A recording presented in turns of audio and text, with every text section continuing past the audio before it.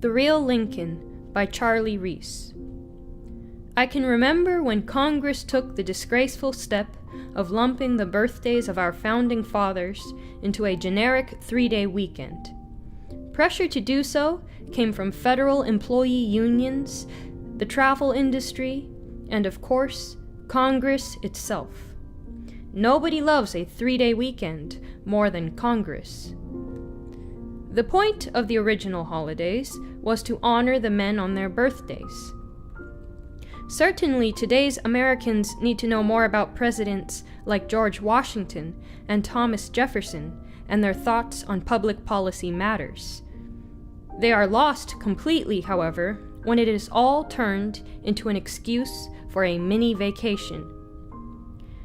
Abraham Lincoln's birthday was also merged into this generic holiday, and his life, too, is important for Americans to study. Washington and Jefferson created the Republic. Lincoln destroyed it. Scholars are at last beginning to dig out the real Lincoln from the layers of deification that were created by cynical men who, while he lived, had habitually referred to him as a baboon or an idiot. The real Lincoln is a much more interesting man than the saintly figure created for partisan purposes.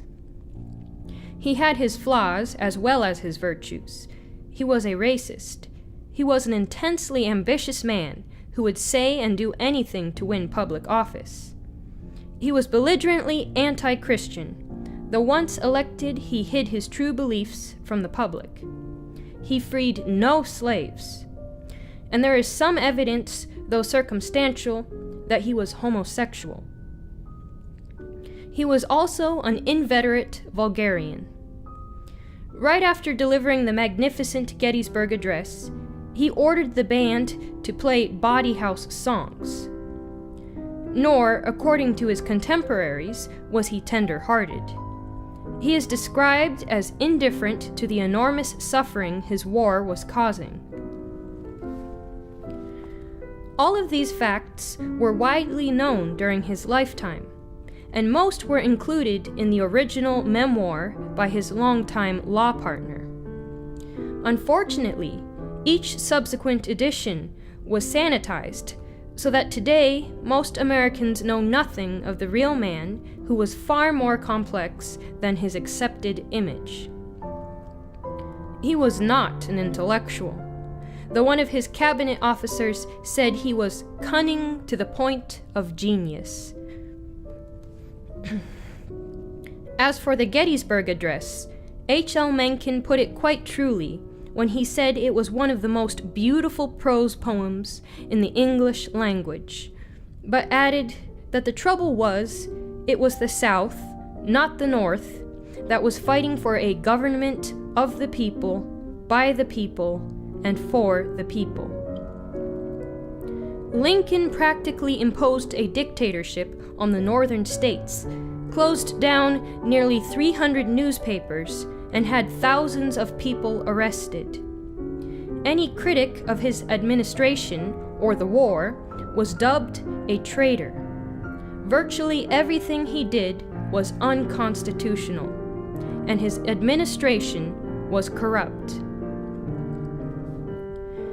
All Americans need to know the true history of their country, for the country we live in today is a product of that history, not of the fictional history. You can find out more about Lincoln by reading 2 books with the same title, The Real Lincoln. The modern book is by Thomas DiLorenzo, a fine scholar, and the older book, a reprint, is by Charles L.C. Minor. In contrast with Lincoln, the more you learn about Washington, the more you realize that he truly was one of the great men of all time. Very few men can be said to be indispensable, but some historians believe that Washington really was indispensable.